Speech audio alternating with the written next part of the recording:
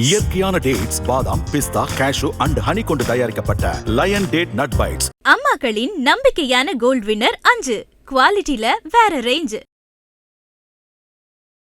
விஜய்க்கு கூடுகிற கூட்டமெல்லாம் ஓட்டாக மாறாது என்று சர்வ அலட்சியமாக அவரை அலட்சியப்படுத்துவதற்கு முற்பட்டனர். ஆனால் தமிழ்நாட்டில் உள்ள 1.25 கோடி வாக்காளர்கள் விஜய் தான் ஆட்சிக்கு வர வேண்டும் என்று தேர்ந்தெடுத்திருக்கிறார்கள். சி ஜோசப் விஜய் எனும் நான் ஒரு அண்டாடங்காட்சி தெருவோரத்தில் கடை போட்டு வைக்கிறாங்க இல்லையா, காய்கறி கடை எல்லாம். காங்கிரஸ் எம்எல்ஏவும் காசு வாங்கினார், திமுக எம்எல்ஏவும் காசு வாங்கினாங்க கடந்த காலங்களில். அண்ணா திமுக விதிவிலக்கல். அதே தப்ப தாவேக்காவும் செஞ்சா அதுக்கு பேர் மாற்றம் இல்லை. ஏன்னா ஸ்டாலின் அந்த விஷயம் 0, அவர் எடுத்த மார்க் 0. நான் சொல்லுவேன், அதிகாரிகளுக்கு அந்த பயத்தை அவர் ஏற்படுத்தவே இல்லை. 20 வருஷத்துக்கு அவர் அசைக்க முடியாது. விஜய் யாராதான் முதலமைச்சராக எப்படி செயல்படக்கூடாதுன்னு திமுக தலைவர் ஸ்டாலின் அவர் இருக்கார். தமிழ்நாட்டு மக்கள் ஒரு வரலாற்று சிறப்புமிக்க தீர்ப்பை அளித்திருக்கிறார்கள் என்று நான் பார்க்கிறேன். தமிழ்நாட்டில் இருதுருவ அரசியல் தான் நடக்க முடியும், அதுவும் 2 திராவிட இயக்கங்கள் தான் ஆள முடியும் என்று 1967க்கு பிறகு மாறி மாறி இவர்கள் இருவரும் தங்களுக்கு பிடிக்காத கட்சியை குறிப்பிட்டு கொக்கரித்து கொண்டிருந்தார்கள். ஒன்று நாங்கள் இருக்கலாம், இல்லை என்றால் இவர்கள் வரலாம். முதலில் சில வருடங்களுக்கு முன்பு வரை காங்கிரஸ் உள்ளே நுழைய முடியாது, அந்த வாய்ப்பு முடிந்து போய்விட்டது என்று சொன்னார்கள். அதன் பிறகு அகில இந்திய அளவில் பாரதிய ஜனதா கட்சி எழுச்சி பெற்ற பிறகு பாரதிய ஜனதா கட்சி இங்கு காலூன்ற முடியாது என்று குறிப்பிட்டு வந்தார்கள். விஜய் என்கிற அரசியல் சக்தி தமிழக அரசியலில் காலடி எடுத்து வைத்த பிறகு விஜயை அலட்சியப்படுத்துவதாக நினைத்து கொண்டு விஜய்க்கு கூடுகிற கூட்டமெல்லாம் ஓட்டாக மாறாது என்று சர்வ அலட்சியமாக 2 கட்சிகளும் இருமாப்போடு அவரை அலட்சியப்படுத்துவதற்கு முற்பட்டன.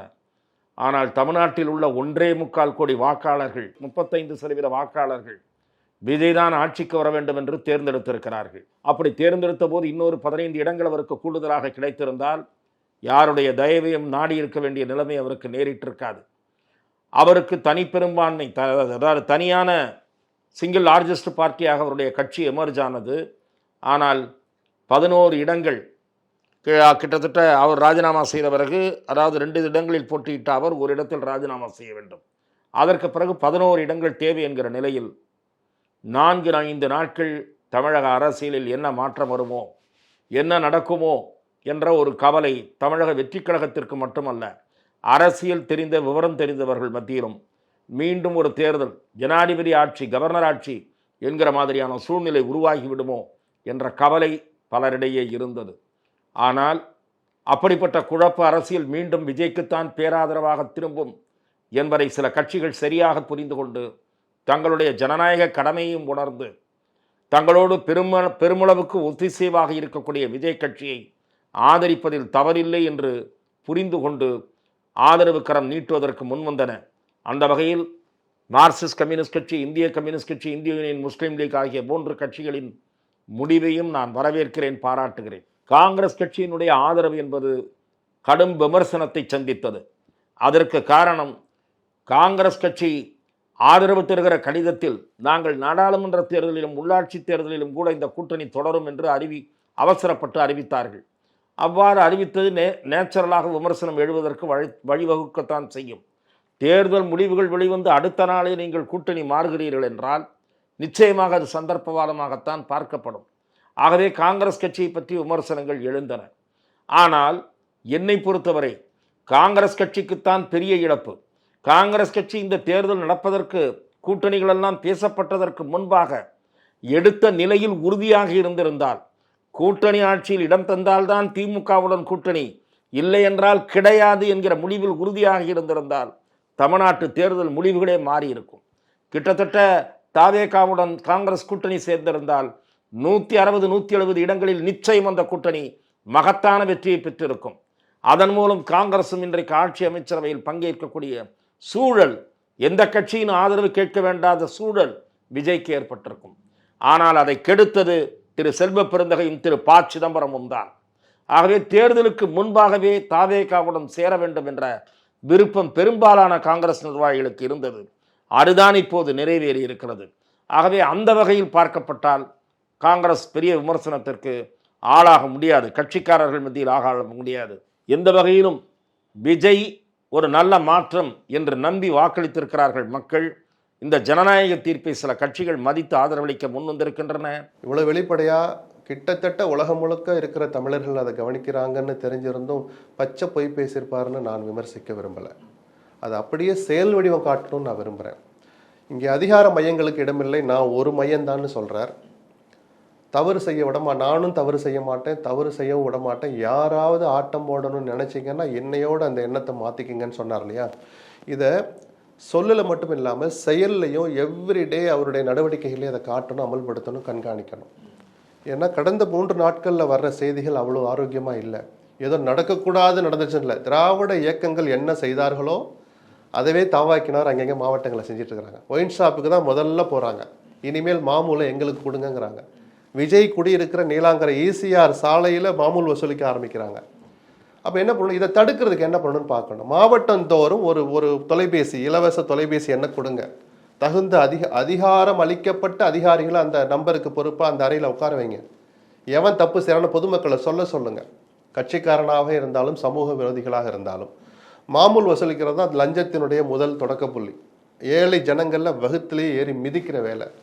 ஒரு அண்டாடங்காட்சி தெருவோரத்தில் கடை போட்டு வைக்கிறாங்க இல்லையா, காய்கறி கடை எல்லாம். காங்கிரஸ் எம்எல்ஏவும் காசு வாங்கினார், திமுக எம்எல்ஏவும் காசு வாங்கினாங்க கடந்த காலங்களில். அண்ணா திமுக விதிவிலக்கல்ல. அதே தப்ப தாவேக்காவும் செஞ்சால் அதுக்கு பேர் மாற்றம் இல்லை. அது விஜய் நேரடி பொறுப்புன்னு நான் சொல்ல மாட்டேன். ஆனால் தார்மீக பொறுப்பு இருக்கிறனால தான் மாவட்டம் தோறும் இந்த கண்காணிப்பு மையங்களை வைக்கணுங்கிற நான். டோல் ஃப்ரீ நம்பர் ஒன்று கொடுங்க.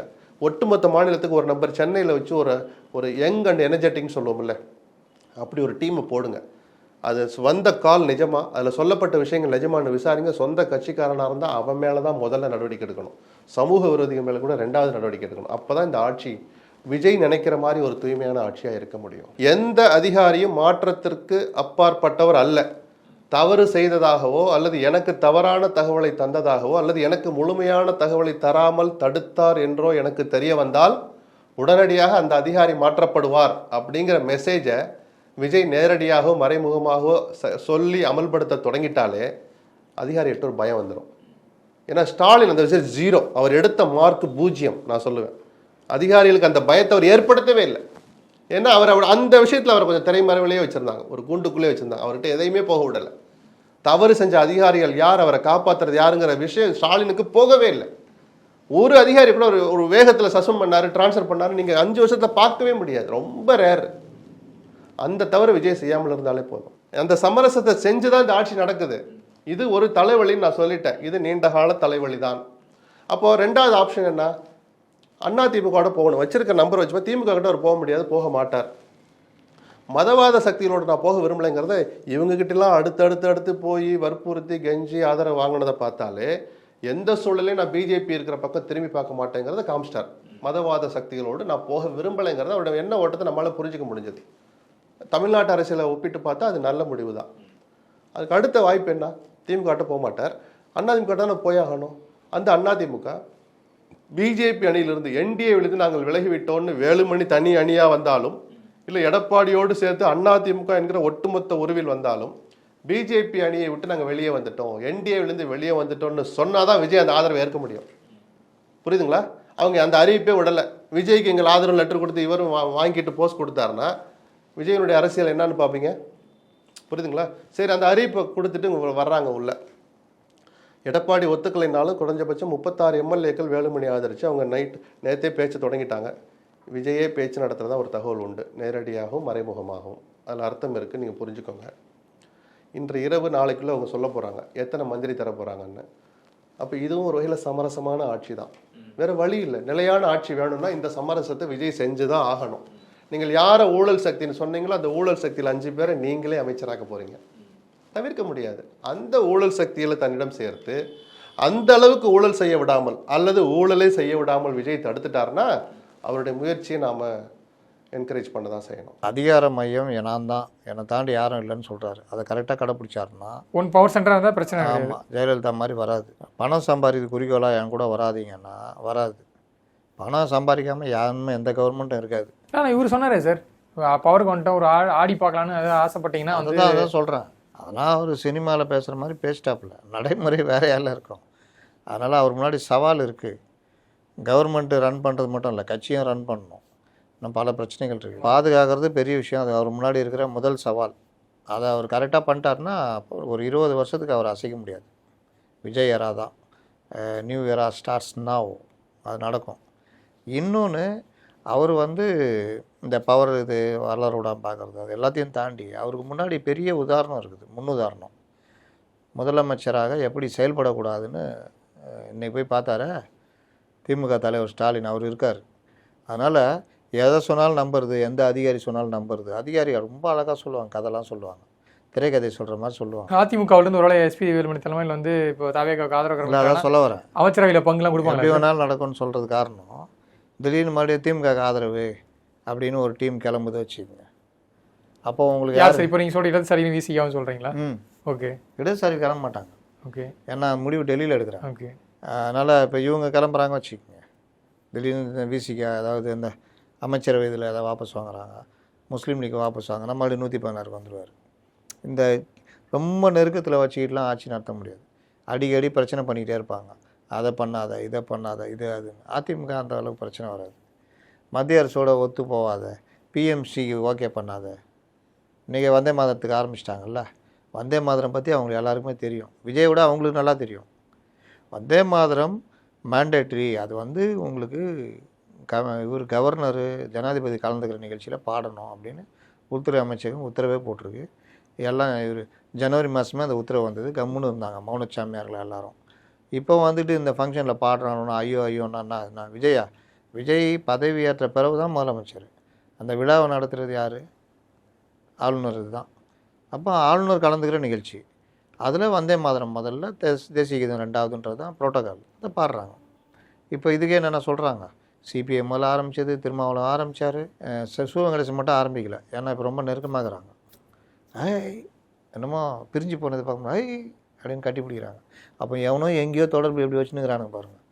அதனால் அது தனி. காங்கிரஸ் எடுத்துச்சா? காங்கிரஸ் திமுக. அப்போ இந்த மாதிரி விவகாரத்தில் இந்த ஒவ்வொரு விஷயத்துலையும் இப்போ பிஎம்சி ஸ்கூலு பெஸ்ட்டு, நம்ம இது மாதிரி தான், கேந்திர வித்யாலயம் மாதிரி தான் அது வரக்கூடாதுன்னு தடுத்துன்னு இருக்காங்க. இப்போ இவர் நல்ல முடிவு எடுத்து வரணும்னு முடிவு எடுத்து வச்சுங்க, நல்ல விஷயம் தானே. இதெல்லாம் தடுப்பாங்க. தன்னுடைய ஆரம்பகால வாழ்க்கையை நினைத்து அதில் தொடங்கி தமிழ்நாட்டு மக்களுடைய பிரச்சனைகளை அவர் ஆழமாக புரிந்து கொண்டு செயல்பட விரும்புகிறார் என்ற நோக்கம் வரை அவருடைய பேச்சு பறந்துபட்டதாக, சொல்லப்போனால் ஒரு சின்சியர் ஸ்பீச்சாக, அவருடைய நல்லெண்ணத்தை புலப்படுத்துகிற பேச்சாக, பொறுப்புணர்வு அதிகரித்திருக்கிறது என்பதை உணர்ந்த ஒரு பேச்சாக அவருடைய பேச்சு இருந்தது என்று நான் பார்க்கிறேன். சொல்லப்போனால் லோயர் மிடில் கிளாஸ் பயன்பெறக்கூடிய ஒரு அறிவிப்புக்குத்தான் என்று அவர் கையெழுத்து போட்டிருக்கிறார். கவர்ச்சிகரமான சில வாக்குறுதிகளை அவர் அளித்திருக்கிறார். தமிழ்நாட்டின் நிதி நிலைமை என்ன என்பதையும் உணர்ந்திருக்கிறார். ஒரு வெள்ளை அறிக்கை வெளியிடுவேன் என்ற ஒரு அறிவிப்பை வெளியிட்டிருக்கிறார். ஏனென்றால் அந்த வெள்ளை அறிக்கையின் மூலம்தான் கடன் வாங்கப்பட்ட பணம் என்னென்ன வகையிலே செலவிடப்பட்டது என்பது நாட்டு மக்களுக்கு தெரிய வேண்டும். கடன் ஏராளமாக வாங்கியிருக்கிறார்கள். 5 ஆண்டு காலத்திலே, கடந்த 5 ஆண்டு காலத்திலே வாங்கிய கடன் எவ்வளவு, அது எந்த வகையில் செலவிடப்பட்டது, அதுதான் முக்கியம். ஆகவே அது தெளிவுபடுத்தப்பட வேண்டும். விஜய் அவர்கள் வெளியிடுகிற அறிக்கையில் அது தெளிவுபடுத்தப்பட வேண்டும். நல்ல அதிகாரிகள், நேர்மையான அதிகாரிகளை முக்கிய பொறுப்புகளில் அமர்த்த வேண்டும். வருவாய்க்கான இனங்கள், வழிகளை ஆராயும் போது கவனத்துடன் ஆராய்ந்து செயல்படுத்த வேண்டும். வாக்குறுதிகளில் எது உடனடியாக நிறைவேற்றப்பட வேண்டியது என்பதை நான் உணர்ந்திருக்கிறேன் என்கிற துணியில் அவர் பேசியிருக்கிறார். நான் எந்த வாக்குறுதியும் உங்களை நிறைவேற்ற முடியாது, நிதிச்சுமை என்று சொல்லி ஏமாற்ற மாட்டேன், நிச்சயமாக செய்வேன். உங்களுடைய ஆதரவு எனக்கு இருக்கிறது, உங்கள் ஆதரவு இருக்கிறது என்ற நம்பிக்கை எனக்கு இருக்கிறது, அந்த தெம்பு இருக்கிறது என்று பேசியிருக்கிறார். விஜய் இன்றைக்கு நேர்மையாக மனம் திறந்து பொறுப்புணர்வோடு பேசியிருக்கிறார் என்பதைத்தான் அவருடைய பேச்சு உணர்த்துகிறது. குறிப்பாக அந்த இலவச மின்சாரத்தை தவிர அவர் வெளியிட்ட 2 விஷயங்களும் மிக முக்கியமானவை, பாராட்டத்தக்கவை, வரவேற்கத்தக்கவை. போதை ஒழிப்புக்காக தனிப்படைகள் அமைக்கப்படும் என்பது, அதே போல சட்டம் ஒழுங்கு அதற்கு முக்கியத்துவம் கொடுப்பது, பெண்களுக்கு பாதுகாப்பை நான் உறுதி செய்வேன் என்று அவர் தீர்மானமாக அறிவித்திருப்பது, இதையெல்லாம் தாண்டி ஆட்சி அதிகாரத்திற்கு வந்துவிட்டோம், நாம் விரும்பியபடி செயல்படலாம், எது வேண்டுமானாலும் செய்யலாம் என்ற எண்ணத்தில் யாராவது இருந்தால் அதை இந்த நொடியே மறந்து விடுங்கள். விஜய் தப்பு செய்ய மாட்டான் என்பது மட்டுமல்ல, விஜய் யாரையும் தப்பு செய்ய அனுமதிக்க மாட்டேன் என்று அவர் கூறியது தமிழ்நாட்டு மக்களுக்கு உண்மையிலேயே அவர் கொடுத்த உறுதிமொழியைப் போலத்தான். இயற்கையான டேட்ஸ், பாதாம், பிஸ்தா, கேஷு அண்ட் ஹனி கொண்டு தயாரிக்கப்பட்ட லயன் டேட் நட் பைட்ஸ். அம்மாக்களின் நம்பிக்கையான கோல்ட் வின்னர் 5 குவாலிட்டில வேற ரேஞ்ச்.